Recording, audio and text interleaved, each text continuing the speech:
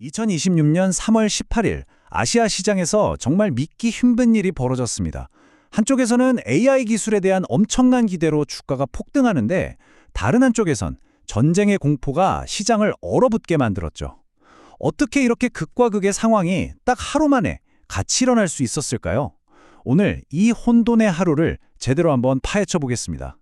네, 진짜 이 모든 게 하루에 다 일어난 일입니다. 기술이 주는 희망, 지정학적 위기, 그리고 각국 정부의 보이지 않는 손, 이 세 개의 거대한 퍼즐 조각이 어떻게 2026년 3월 18일이라는 하루를 만들었는지 지금부터 하나하나 들여다보겠습니다. 자, 그래프를 보시면 아시겠지만 결과가 정말 극명하게 갈렸죠. 한국은 무려 5% 넘게 폭등하는 기록적인 날이었고 일본도 견고하게 올랐는데 중국은 거의 제자리 걸음이었어요. 같은 아시아 하늘 아래 왜 이렇게 다른 이야기가 펼쳐졌을까요? 그 첫 번째 열쇠, 바로 AI에 있었습니다. 이날 아시아 시장, 특히 한국 증시를 말 그대로 집어삼킨 거대한 파도가 있었는데 바로 AI 쓰나미였죠. 태평양 건너 미국 캘리포니아에서 시작된 이 거대한 물결이 모든 걸 바꿔놨습니다. 이 AI 혁명의 심장부에는 아주 특별한 반도체가 있어요. 바로 HBM, 고대역폭 메모리라는 건데요. 이걸 AI의 터보 엔진이라고 생각하시면 딱 맞습니다.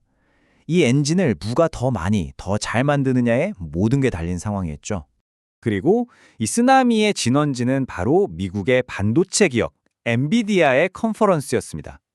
여기서 터져나온 단 두 개의 발표가 한국과 중국 반도체 기업들의 운명을 그날 하루 정말 완전히 뒤바꿔놨습니다.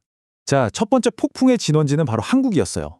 삼성전자가 엔비디아의 차세대 AI 칩 생산 파트너로 콕 찍힌 겁니다.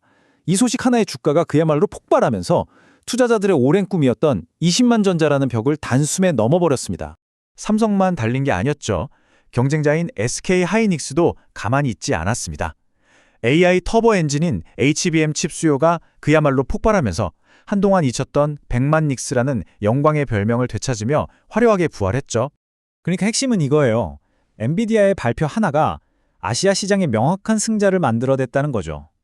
삼성은 차세대 대형 계약을 따냈고 중국의 AI 기업들은 사업에 꼭 필요한 핵심 부품을 공급받을 길이 열린 겁니다. 그런데 말이죠. 이 AI라는 눈부신 빛이 시장을 비추는 바로 그 순간 정반대편에서는 지정학적 갈등이라는 시커먼 먹구름이 몰려오고 있었어요. 이건 시장에 완전히 다른 종류의 공포를 불어넣었습니다. 이란과 이스라엘의 갈등이 터지면서 유가는 치솟고 전 세계 공급망이 마비될 거라는 공포가 커졌죠. 근데 여기서 정말 흥미로운 점이 뭐냐면요. 바로 그 공포가 오히려 일본 엔화 같은 안전자산으로 돈이 몰리는 생각지도 못한 기회를 만들었다는 겁니다. 위기는 정말 양날의 검이죠. 이건 정말 그 충격이 얼마나 현실적이었는지를 딱 보여주는 사례입니다. 야마요시 제과라는 일본 과자 회사가 있는데요. 말 그대로 공장 돌릴 기름이 없어서 자기네 대표 상품인 와사비프, 감자칩 생산을 멈춰야 했어요. 한편 중국은 이 위기를 그냥 보고만 있지 않았습니다. 대만을 향해서 우리가 아니면 너희 에너지 안보는 위험해 라는 식의 아주 노골적인 정치적 압박 카드로 써먹은 거죠. 경제 위기가 순식간에 외교 무기가 된 순간이었습니다. AI와 전쟁 말고도 세 번째 거대한 힘이 시장을 움직이고 있었는데요. 바로 각국 정부의 보이지 않는 손, 즉 정책이었습니다. 한국 정부는 II 계좌라는 카드를 딱 꺼내들었어요. 자, 이게 뭐냐면 아주 간단해요. 해외 주식 팔아서 그 돈을 한국으로 다시 가져오면 세금 깎아줄게 이겁니다. 이렇게 해외 자금이 국내로 들어오면 원화 가치가 안정되고 당연히 증시에도 긍정적인 신호가 되죠.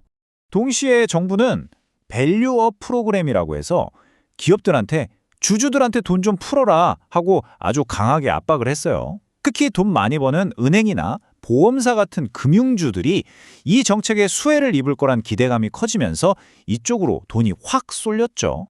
중국은 어땠을까요? 정반대였습니다. 미국산 수입품에 무려 84%짜리 보복관세를 터뜨리면서 갈등의 불씨를 더 틔웠습니다. 자, 그럼 이렇게 거대한 힘들이 막 부딪히는 와중에 개별 기업들의 운명은 어떻게 갈렸을까요? 이날 시장의 헤드라인을 장식했던 주인공들을 한번 만나보시죠. 일본에서 가장 핫했던 건 해운업이었어요. 엘리엇이라고 하는 아주 유명한 행동주의 펀드가 우리 이 회사 주식 많이 샀다고 발표하자마자 미쓰이 OSK 주가가 그야말로 하늘로 솟구치면서 사상 최고치를 찍어버렸습니다. 한국 시장 안에서도 돈의 흐름이 아주 명확했어요. AI 데이터 센터가 전기를 어마어마하게 먹잖아요. 그래서 그 대안으로 원자력 발전이 딱 떠오르면서 관련 건설주들이 폭등한 겁니다. 반대로 시장이 이렇게 뜨거울 땐 별로 매력이 없는 통신주 같은 방어주들은 완전히 소외됐고요. 그리고 정말 영화에서나 나올 법한 황당한 일도 있었습니다. 한 바이오 기업이 있었는데 거래소 직원의 실수 하나 때문에 주가가 오전에 상한가를 쳤다가 오후에 그대로 폭락하는 말 그대로 롤러코스터를 탔습니다. 마지막으로 중국으로 가볼까요?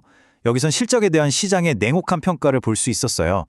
텐센트 뮤직이 실적을 발표했는데 이게 투자자들 기대에 한참 못 미쳤거든요.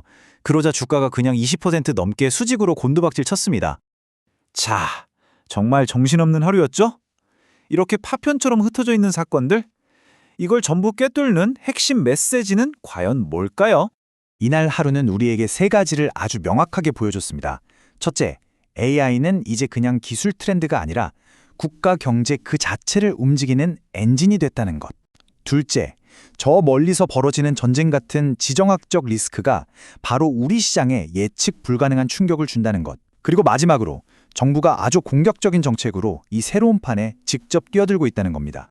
결국 3월 18일이라는 하루는 앞으로 펼쳐질 미래의 예고편 같은 거였어요. 한쪽에선 기술이 무섭게 발전하고 다른 한쪽에선 지정학적 갈등이 깊어지고 여러분의 투자 그리고 우리 경제는 앞으로 이 두 거대한 힘 중에서 과연 어느 쪽의 영향을 더 받게 될까요? 그 질문에 대한 답은 아직 아무도 모릅니다.